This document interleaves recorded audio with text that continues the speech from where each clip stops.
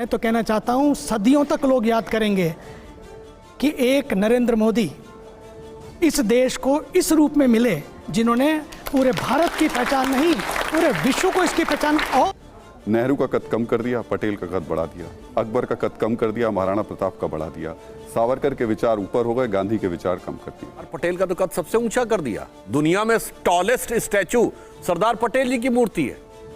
मगर इंपॉर्टेंट बात यह कि आज तक कोई कांग्रेस का नेता वहां गया नहीं। सिकंदर के आक्रमण का कोई उल्लेख ही नहीं भारतीय इतिहास में। उपाध्याय जी, कोई उल्लेख नहीं भारत के इतिहास में।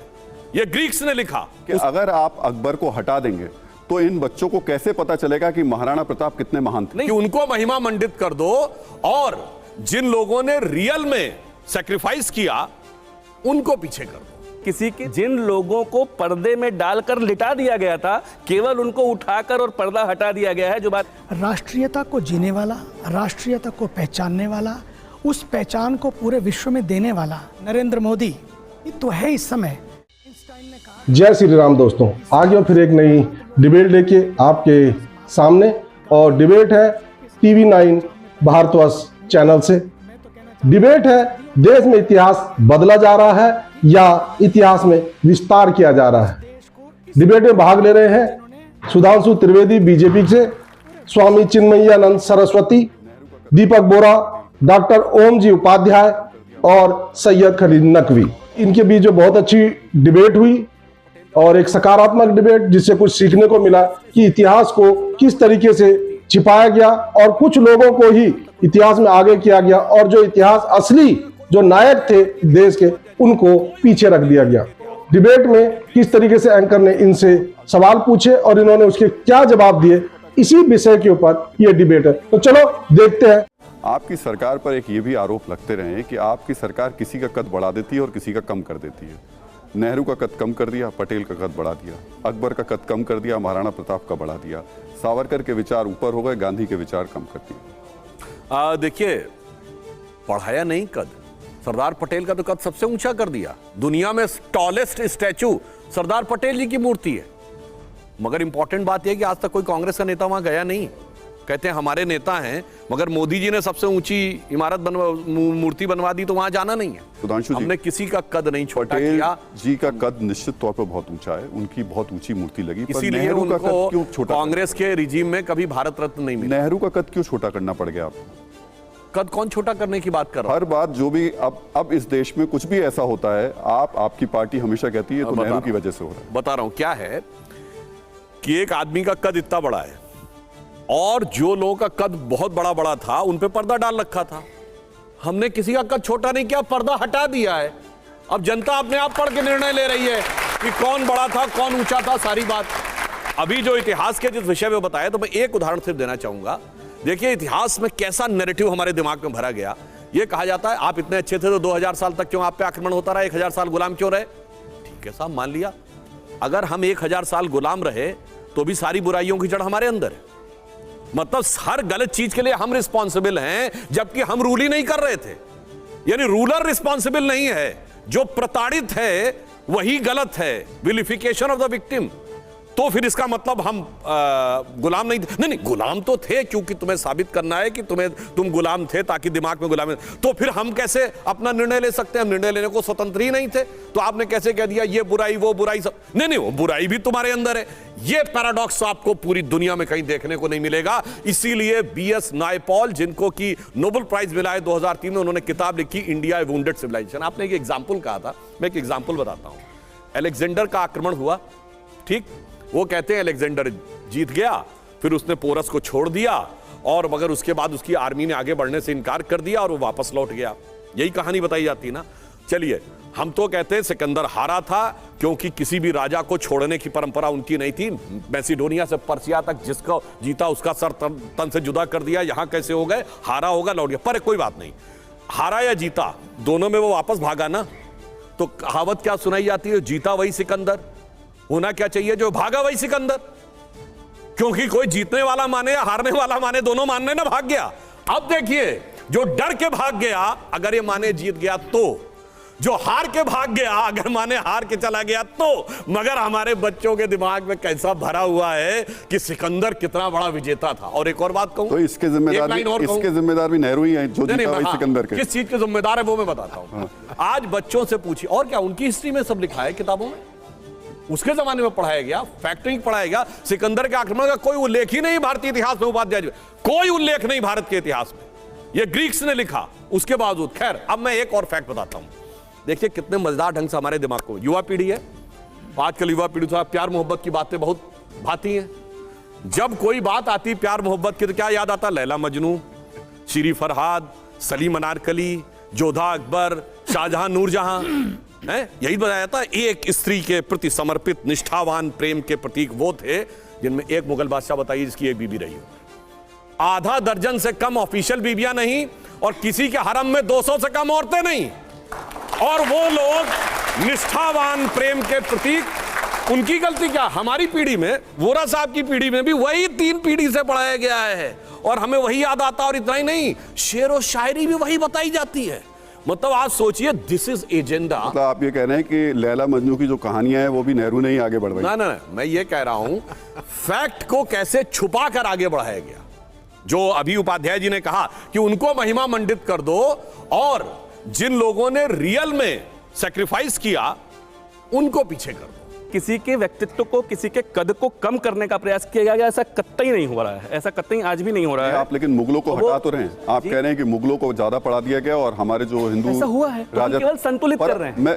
अच्छा, दुनिया का एक देश बताइए जहां विदेशी आक्रमणकारी हो रहा है। मेरा आप दोनों से सवाल यह है कि अगर आप अकबर को हटा देंगे तो इन बच्चों को कैसे पता चलेगा कि महाराणा प्रताप कितने महान थे? नहीं, हटाने की जरूरत ही नहीं है, उनको सही पर्सपेक्टिव में सही तरीके से बताया जाना जरूरी है, उनको संतुलित और सत्यपरक तरीके से बताया जाना जरूरी है। केवल इतना ही हो रहा है। जिन लोगों को पर्दे में डालकर लिटा दिया गया था, केवल उनको उठाकर और पर्दा हटा दिया गया है, जो बात अभी भाई सुधांशु जी कह रहे थे। और उसमें किसी को अगर ये लगने लगा है कि दूसरा व्यक्तित्व तो साहब बड़ा हो गया, एक छोटा हो गया, मैं केवल उदाहरण के लिए कहूं, पिछली एनसीईआरटी की किताबों में एक जो खास व्यक्तित्व पे आपकी बात हो रही है, आदरणीय माननीय प्रधानमंत्री रहे हैं, 17 बार उनका नाम है स्वतंत्रता संग्राम सेनानी के लिए। महात्मा गांधी जी का नाम उनसे कम बार है, उनसे कम बार उनके चित्र आए। क्या ये असंतुलित इतिहास नहीं था? क्या ये विसंगति नहीं थी जिसको ठीक किए जाने की जरूरत है? और कुछ ऐसे व्यक्तित्व जिनका जो योगदान है वो जबरदस्त है, उनको आपने रनिंग क्रेडिट भी नहीं दिया, एक लाइन में भी उनको नहीं बताया। क्या ये असंतुलन नहीं था? क्या ये विकृति नहीं थी? वैसे एक चीज मुझे और याद आई, शायद वोरा जी को याद होगी और स्वामी जी को, हम लोगों के थोड़ा होश संभालने पर पढ़ा था। जब मोरारजी जी की सरकार आई तो उसने ताम्रपत्र जो गढ़वाए गए थे इंदिरा जी की सरकार द्वारा निकलवाए, उस ताम्रपत्र में जानते क्या था? गांधी जी का टाइम कैप्सूल गढ़वाए जाते हैं ताकि अगर कभी सिविलाइजेशन खत्म हो जाए तो हजारों साल बाद कोई दूसरी सिविलाइजेशन आए तो उस टाइम कैप्सूल के अंदर पढ़ सके की याद। उसमें गांधी जी का उल्लेख 1 या 2 बार था, सुभाष चंद्र बोस और का एक वर्ड था, और नेहरू जी की प्रशंसा में कसीदे पढ़े गए थे, इंदिरा जी की प्रशंसा में कसीदे पढ़े गए थे, और वो इतिहास के रूप में प्रामाणिक करके गढ़वाया गया था। मगर उसके बाद कहा जाता ये किसी को छोटा करना थोड़ी था, ये तो उसकी फाइल हमारे यहाँ भी खोजी जा रही थी। सुधांशु जी, एक तो स्थिति है, इसमें कोई दो राय नहीं, महात्मा गांधी को देश से लेकर विदेश तक हर कोई उनके विचारों से प्रभावित है, आज भी प्रभावित है, ये युवा पीढ़ी प्रभावित है। विदेश से लोग यहाँ आते हैं, सबसे पहले राजघाट जाते हैं, प्रधानमंत्री खुद जाते हैं, लेकिन उसके बावजूद इस देश में ये कोशिश नहीं हो रही कि सावरकर ऊपर होंगे और गांधी नीचे होंगे विचारों के मामले में। नहीं, हमारे ऐसी कोई कोशिश नहीं हो रही। क्या बीजेपी 3 गुनी ज्यादा गांधी की सेल बढ़ी है? क्या बीजेपी का राम राज्य और गांधी का राम राज्य एक है? राम राज्य में किसी का नहीं होता, राम एक है और राम का आदर्श भी एक है। बस दुख इस बात का है कि जो गांधी ने राम राज्य की परिकल्पना दी थी, कांग्रेस उसको छोड़ती चली गई और एक समय ऐसा आया कि उसके खिलाफ भी खड़ी। आप सहमत हैं जो महात्मा गांधी ने राम राज्य की उनकी परिकल्पना थी उससे? बिल्कुल। राम राज्य की परिकल्पना क्या, राम राज्य की परिकल्पना तो रामायण में लिखी हुई है, वही गांधी जी ने लिया था, वही हम मानते हैं, इसमें कोई नया और पुराने की तो बात ही नहीं। अब जब हम राम राज्य की बात कर रहे हैं तो स्वामी जी, राम मंदिर बनके तैयारी होने वाला है, इसको लेके बहुत ज़्यादा संघर्ष हुए हैं। सबसे पहले जो ताला खुलवाया वो राजीव गांधी ने खुलवाया, उसके बाद में कल्याण सिंह के वक्त में कार सेवा हुई, और उसके बाद में फिर हमने वीएचपी के आंदोलन देखे, आडवाणी जी का हमने रथ यात्रा देखी, पर आज जब हम इस मंदिर की तरफ आगे बढ़ रहे हैं तो नाम तो सिर्फ एक ही सुनाई दे रहा है, बाकी कोई नाम नहीं सुनाई दे रहा है। ऐसा क्यों? देखिए, मुझे तो ऐसा लगता है ये केवल राम मंदिर का जो मंदिर निर्माण हो रहा है केवल राम मंदिर नहीं है, ये राष्ट्र मंदिर का निर्माण हो रहा है। मुझे ऐसा लगता है क्योंकि राष्ट्रीयता को जीने वाला, राष्ट्रीयता को पहचानने वाला, उस पहचान को पूरे विश्व में देने वाला कोई व्यक्तित्व है इस समय।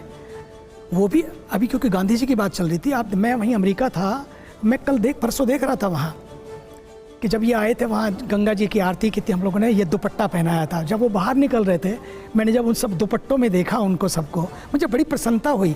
गांधी जी की और कहीं नहीं लेके गए, लेकिन कहाँ लेके गए? गांधी जी की समाधि पर लेके गए सबको। तो ना तो गांधी को भुलाया गया, ना गांधी को उसमें विस्मृत किया गया। सच तो यह है, जो व्यक्ति उन आदर्शों को दिल से जी रहा है, जीवन में जी रहा है, जान से जी रहा है और जान दे रहा है, और वो इस समय में, मैं इस बार बार कहता हूँ, पूरे विश्व में देखने के बाद इतने, मैं तो भारत के नहीं, केवल चाहे वो रूस के गोर्बाचोव हों, उस समय में जब रूस के दरवाजे खुले थे, मैं उनका मेहमान था, और अमेरिका के उपराष्ट्रपति क्रेमलिन में, उस समय से लेकर चाहे क्लिंटन हो, चाहे ओबामा हो, चाहे बाकी हो, सबसे मिलना हुआ है, देखना हुआ है, जानना हुआ है, जीना, चाहे वो यूनाइटेड नेशन का मंच हो, वर्ल्ड इकोनॉमिक्स फोरम का हो, चाहे वो मतलब जितने पार्लियामेंट ऑफ वर्ल्ड रिलीजन्स हो, मेरे को सब में जाने का अवसर। मैं आपसे कह सकता हूँ, भारत का ये सौभाग्य है। याद करेगा, आइंस्टाइन ने कहा था कि 100 वर्षों के बाद लोग याद करेंगे कि भारत के पास महात्मा गांधी जैसा पुरुष इस हाड़ और चाम में पैदा हुआ था, मिला था। मैं तो कहना चाहता हूँ, सदियों तक लोग याद करेंगे कि एक नरेंद्र मोदी इस देश को इस रूप में मिले जिन्होंने पूरे भारत की पहचान नहीं, पूरे विश्व को इसकी पहचान। और जब यह सनातन की बात हो रही थी, मैं अभी 9 तारीख की बात कर रहा हूँ, याद है आपको? मैं अमेरिका में था, वहाँ हम लोग उसी दिन हमको वहाँ पर क्या दिया गया, यहाँ पर तो सनातन के लिए पता नहीं क्या क्या बातें हो रही थी, वहाँ उस दिन सनातन धर्म डे के नाम पर एक सर्टिफिकेट लाके वहाँ के मेयर ने, वहाँ के गवर्नर आए, वहाँ के मेयर ने लाके 1 महीने का उन्होंने अक्टूबर माह बनाया है, हिंदू अक्टूबर माह बनाया है। बिल्कुल अलग है। मैं आऊंगा स्वामी जी, आऊंगा आपके पास। स्टेट में, वो स्टेट का नाम आप सबने सुना होगा। हाँ। वो जानते हैं कौन सी स्टेट है? केंटकी। केंटकी किस संदर्भ में सुना है? KFC। याद है? यहाँ KFC सुना है, मगर केंटकी ने 3 सितंबर को सनातन धर्म दिवस कर दिया, यह भी जानकारी। तो देखा आपने पूरी डिबेट, काफी कुछ सीखने को मिला कि किस तरीके से हमारे इतिहास को छिपाया गया, चंद लोगों को आगे बढ़ाने के लिए जो हमारे नायक थे इतिहास के, उनको इतिहास के पन्नों से बिल्कुल लुप्त कर दिया गया या उनके बारे में थोड़ा बहुत सा बताया गया, और कुछ एक लोगों के बारे में काफी विस्तार से बताया गया। तो आई होप कि आपको डिबेट पसंद आई होगी। डिबेट पसंद आए तो लाइक कीजिए, शेयर कीजिए, और चैनल पर नहीं है तो सब्सक्राइब कीजिए। मिलता हूं फिर किसी नई डिबेट के साथ, तब तक जय श्री राम।